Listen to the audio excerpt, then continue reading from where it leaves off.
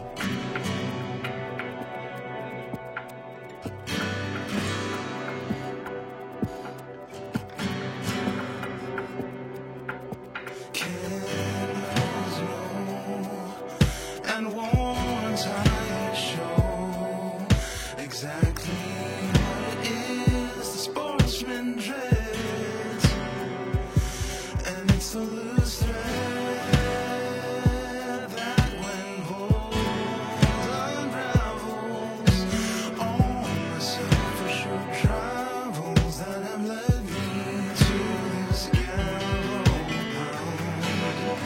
of a confidence. Blow out my control, gut it out, a confidence.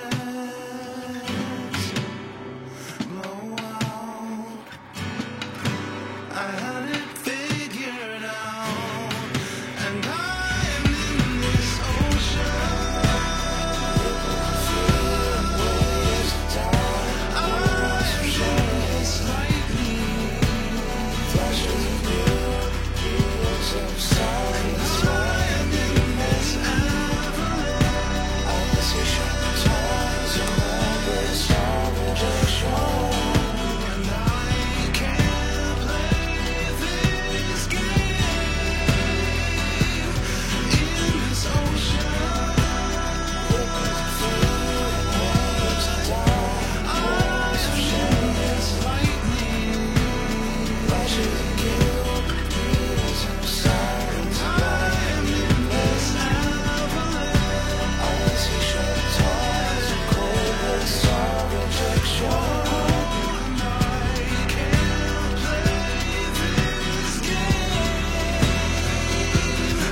No.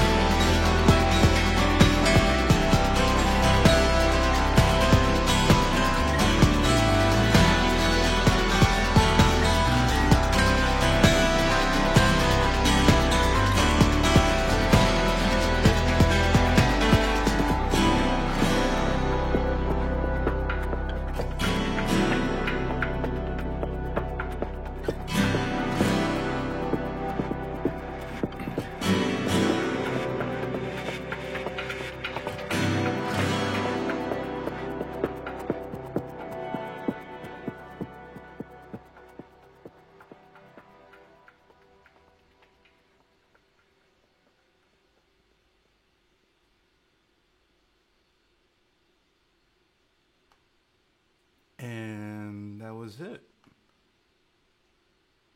That was it. That is a song called Blowout. And thank you. I will switch the stream over to full screen. And yeah, that was a song called Blowout, and I had a lot of ambitions as far as, you know, what I wanted it to achieve. And that's why it took so long, if you know what I'm saying.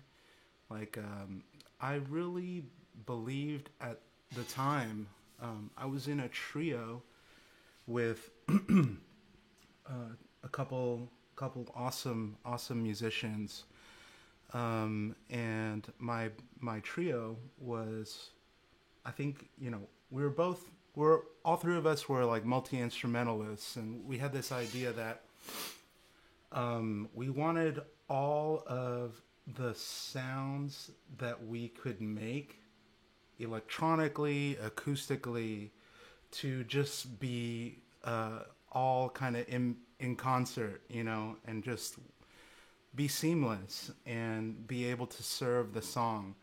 And then that trio ended, and this was the first song that I tried to kind of carry out of that um, that kind of thesis, I guess you could say. Like it was like a thesis or some vision for like what I wanted my sound to be. Now, I've been writing music and recording music since probably like 2001, 2002.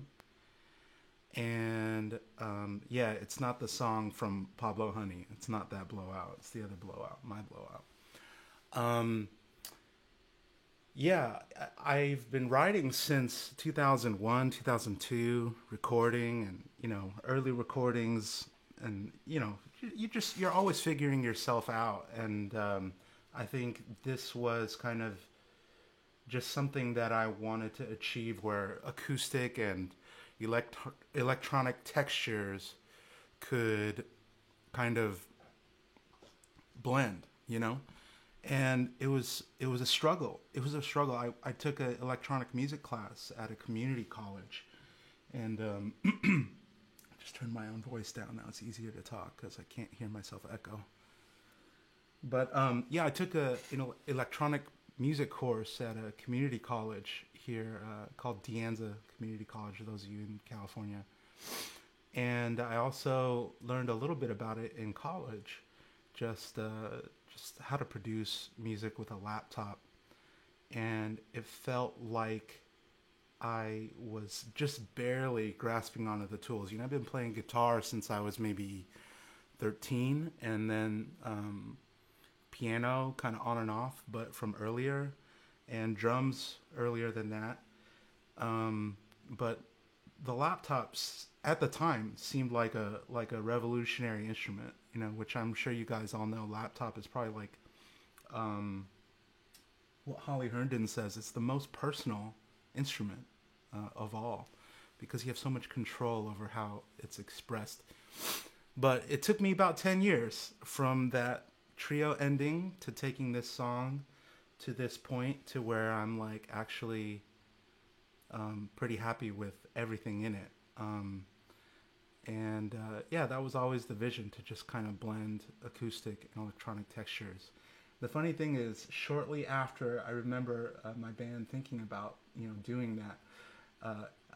Tom York came out with Atoms for Peace, and I was really upset and really jealous because he did it so much better than I could have. But yeah, there was a troll earlier in the comments. I had to mute him. But yeah, I wanted to open it up to questions.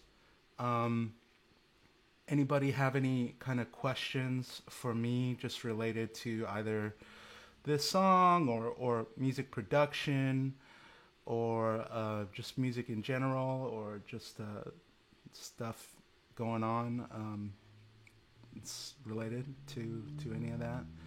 Feel free to just sound off in the comments, and we'll take some questions. And if there aren't any questions, then we'll just sign off a little bit early, or maybe I'll talk about some other stuff that I like to talk about. So let's see. Some of the reactions in the comments are speechless. Oh, that's my mom. Thanks, Mom. Sounds wicked, man. Hi from Israel. Never heard an acoustic track like that before. Oh, somebody heard my Sufjan cover. Thank you, James. I don't know if it's better than Sufjan's, but that's a very nice thing to say. What's my favorite virtual instrument pack? Oh, James, that's a great question. I think if any of you guys don't know about what is it? Spitfire Labs. It's called Spitfire Labs. They have free virtual instruments, and they work in any DAW, and they also, I think, work standalone. And those are really, really fun to play with. I really like the sound of their felt piano. Pardon me for the incessant car alarm in the back. Yeah, they have a great instrument pack. I am not using it on any of my original music, but they're really fun to play with. I'm really trying to focus on just like the stuff, the gear that I have, and just trying to make the most out of that. Because my problem is if I have a virtual instrument pack that can do anything, if I have samples, if I have a virtual instrument collection that can make me make any sound, I just won't make any music just because I'll have too many decisions to make and too many tools at my disposal. It's just not a good thing for creativity to have too many choices, in my opinion. How long did it take me to find my voice? Singing voice? I don't know. I think I'm still finding it, Caleb. But I did start out singing classically in a boys' choir.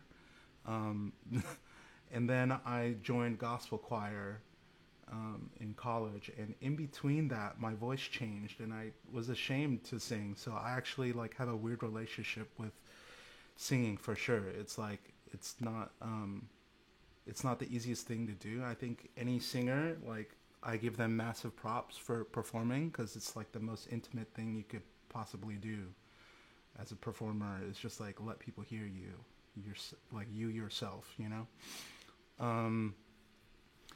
What do I recommend to do if I feel like I'm not progressing as a musician? I'm not laughing at the question. I actually wrote a blog post specifically about progress as a musician. I have something that I take my students through. It's a simple 3 steps. I sound like an infomercial, but the 3-step process is basically what you do is if you don't feel like you're progressing as a musician, if you're like plateauing, the trick is to listen, think, and do something new. And the way that I make that practical in terms of like music and the practice of music is like you listen, meaning you try to pick out. First of all, there's inspiring music all around you, right? So you listen to it, and then you try to pick out what's going on underneath the surface. So you kind of take a deeper and more ear training kind of listening approach to it. So you might be listening to the melody, you might be listening to the harmony, you might be listening to the rhythm, you might be listening to the music production side of it, you might be listening to how it's mixed, you might be listening to the lyrics, right? And that's step number 1. And you know, the better you get at ear training, the more you're going to be able to pull out of that song. And I take my students through this 3-step process when, you know, obviously ear training it doesn't happen overnight. So that takes time to build skills. But the next step would be to think about what you're hearing. So for example, if you are hearing a song that is like in a really interesting, you know, has a really interesting chord progression, right? And you're working on that and trying to figure out how that works, then that's step 2 is thinking about it, right? And so thinking about, well, how do those chords kind of relate to each other? Is it like, you know, here's a G and here's an A flat. Oh, that's a really interesting combination when you're in the key of G, right? You might not usually play an A flat in the key of G. What's up, Nolan? My friend's kid Nolan says hi. He's probably watching, I guess. Yeah, so that's step 2, which is think, right? So listen to the music that you're really, really into, right? Maybe isolate a section that you're like super inspired by, and then think about it. What's actually happening in it? And step 3 is to do something new, which is to either recontextualize the stuff that you're hearing and put it in a new form. Like, let's say, okay, now I know that G and A flat is a really interesting chord combination in the key of G. I'm going to take that idea and I'm going to do something new with that thought. And the whole experience of that 3-step process of like repeating it, I just call it deep theft. Because you're stealing from the music you like but it's not shallow or superficial. It's deep theft, you know, and so this might be a good time if anybody is interested in Skype lessons, especially during the shelter in place non like craziness. Reach out. I'm on Skype. A student of mine, I think, either coined deep theft or I had said it in passing, and then he loved it. So that's how I refer to it from now on. Just if you don't feel like you're progressing as a musician, there's really no excuse because there's so much inspiration out there, right? There's so much great music out there. There's no reason that you would run out of stuff to challenge yourself with. And the best thing about Deep Theft is at the end of it, hopefully someone, when they hear your stuff, they'll see that there's something cool in there, but they won't know where you got it from because it's not superficial. So, yeah, I think that's it as far as questions. If there aren't any more questions, then we'll maybe try to do this again. Maybe not with my original song because I don't have another one that I've been working on for 10 years ready to show you guys, but it is going to be a song on my forthcoming album, and hopefully you enjoyed that. And if you did, there'll be hopefully a lot more songs like it. I'm planning on getting it professionally mixed and probably parts of it professionally recorded as well, although I did everything at home for this particular one. I don't know when it'll be out. I'm slow at doing these things. If you guys haven't noticed, everything I do is pretty slow, except for maybe the next day tutorials that I do on this channel. But thank you guys for tuning in, and I will go ahead and sign off. Alrighty. Take care.